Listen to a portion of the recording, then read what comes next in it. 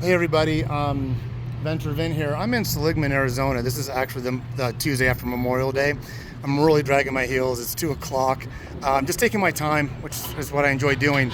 I'm not going to talk about Seligman right now. What I'm going to talk to you about are some minor roadside repairs that might strictly just come with the KLR. I'm going to point out a few things that had happened while I've been riding. Now, if you guys saw the joke bird strike one I did when I broke my shield, let me tell you really quick how I repaired it, because I didn't really get into that.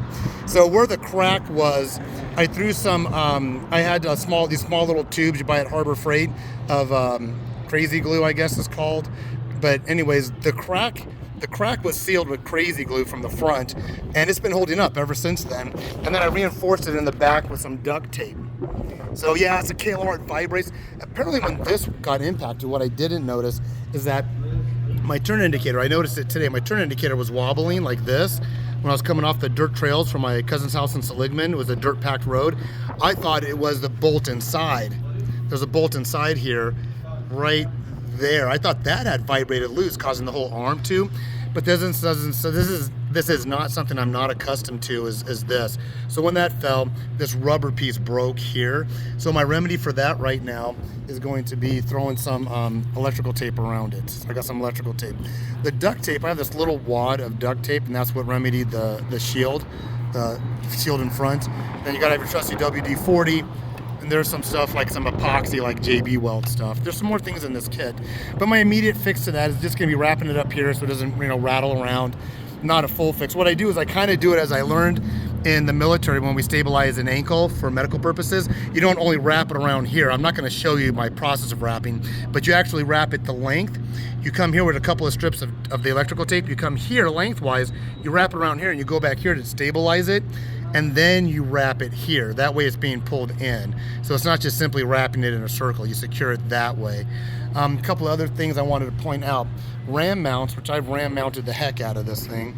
Ram mounts are great. I love them, love them, love them. But when they get loose and you retighten, they get loose and retighten, you start losing the sphere shape of it. And they have some bulges, and they're not symmetric anymore. And what ends up happening is when you're riding, little by little, I have a replacement for this at home, by the way. But as you're riding, it gets loose, you tighten it, and I really can't get the angle on this to show you how this has been bulged out a bit, kind of disfigured. But the more it gets loose, the more you tighten it, the more you're going to have that problem. So just know that ram mounts aren't going to last forever. Going back to the turn indicator real quick, one other fix I have for this guy is that some of you know that I had to get another KLR because of an engine blown out, whatnot. I just harvest the parts from it. So I have like another set of these that I can remedy it with. So for today, that's going to be taped. When I get home, I could throw on the one that I have at the house. And then in time, when I'm thinking about doing, which most people recommend, there's a kit that you get, and I have it, I don't know if it's Eagle Mic or not, but there's a kit that you get that shortens this. It's pretty much all the same components that you already have, but it brings the indicators, both front and rear, closer to the body of the bike, which if you're gonna be in an area where these are gonna impact or fall, you're gonna reduce the possibilities of having to deal with this issue if you just simply drop your bike at a standstill, like the idiot move I did when I was parked and I tried to mount it. So that's what had happened.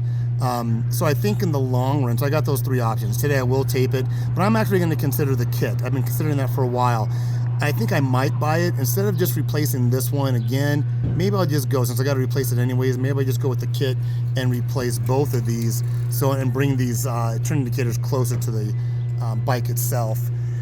One thing I was going to say too, as you'll notice as you're riding, your face shield is going to get a bunch of bugs on it. So of course I'm washing my windshield periodically, taking the bugs off, cleaning it really well. If you're doing anything with cameras like GoPros and everything like that, if your windshield's getting it, your GoPro is too. So let me show you my GoPro real quick. And I got to really start putting more, there's my GoPro. My helmet cam looks pretty much the same. So you may want to clean that out, as if you're cleaning your windshield, you get a chance to stop at a gas station, clean off your GoPro if you're running GoPros. By the way, this was my other rear view ram mount thing here. Some other repairs, I haven't done a whole lot. This I did come in handy with my jump box that I left a component on, and it was kind of drained, so I had to jump it, and that's what I used. Actually, there's a little cover that covers that to keep the dirt and debris out of it. And I just realized when I had lost it, but I covered it to keep it clean with some electrical tape, but I took it off to jump it yesterday. Well, I'm probably gonna get like a nylon brush. You do not want to use a metal brush to clean that, because the metal brush will connect the connectivities, and you'll actually could short something else out, it'll spark.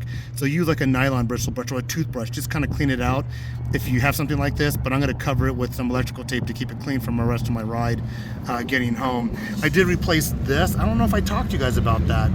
I actually had an extra one. This was I was carrying with me, but when I did that drop, the stock one got bent really kind of weird, and it was a little bit of a shorter one anyways. This one accommodates longer people with larger feet. I have a size 12 boot on, and so the other one was a little bit shorter, but it bent really bad, and it bent into this accommodating area. And fortunately, this happened to me before earlier on. I swear maybe 6-7 years ago it had happened to me, and I always carried a spare with me since then. So fortunately I had the spare.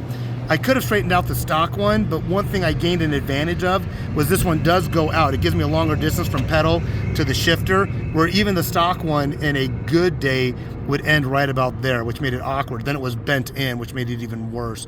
So this is just a 10mm bolt. So this was easy. This was a quick repair, just to take one off, slap the other one on, and that makes all the difference in that.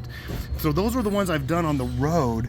I haven't done anything where I've needed any zip ties yet. I'm trying to think of anything else since I'm doing a quick repair. But if you're riding the KLR, somebody asked me, people will ask what people keep in these tubes. Most of the time, people will say this is a tool tube. They'll keep tools in there because tools are heavy bottom and it's right there. But I ended up getting, when I get a quart of oil, I have a canister in here that accommodates exactly a quart, and it seals very, very well. The KLR at highway speeds is indicatively going to burn oil, and I just want to have a quart of 1040 motorcycle oil with me at all times. That's why I keep it in here. I don't keep it with my other luggage in case the bike does go down, it gets dropped, or it breaks open. I don't want oil over everything else.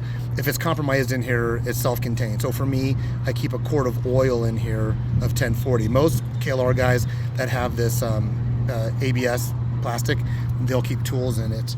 Haven't had any of this. I actually haven't burned oil on this trip, which I'm really surprised. This bike is handling a lot better than my version 1 KLR that I first had. I'm not having the overheating issues nor the dramatic burning of oil issues that I had in the previous KLR. So I'm gonna wrap this one up. Just some quick things, minor repair. You know, I carry duct tape, WD-40, you know, stuff to get you home. You know, some other people don't have to carry it, but I carry it, so I use it. Nothing that you can't get in stores or hardware stores in your area. So with that, I'm gonna wrap this one up. I'm going to do a brief thing about Seligman. I'm not gonna take a lot of time stopping or touring the towns. I'm just trying to get as far as I can. I may not get home tonight, but you know something? I'm retired. I got nowhere to go and all day to get there. Like, subscribe, get out there and ride, and whatever your passion is, don't wait till today. Because you didn't do it tomorrow. So don't wait till today to get it done. Do it now. Did I say that right? No, I didn't. What I meant to say was, whatever your passion is, don't wait till tomorrow, because you didn't do it yesterday. So do it today. If you didn't do it yesterday, don't wait till tomorrow. Get on it, whatever it is. If it's a craft, if it's traveling, if it's phoning a friend, now's the time to do it. I hope I can inspire you. I may not inspire you to get on a KLR. I don't blame you. But if I can inspire you to follow your passion by these little videos, then do it. So anyways, have a great day. Hope you enjoyed it, and take care.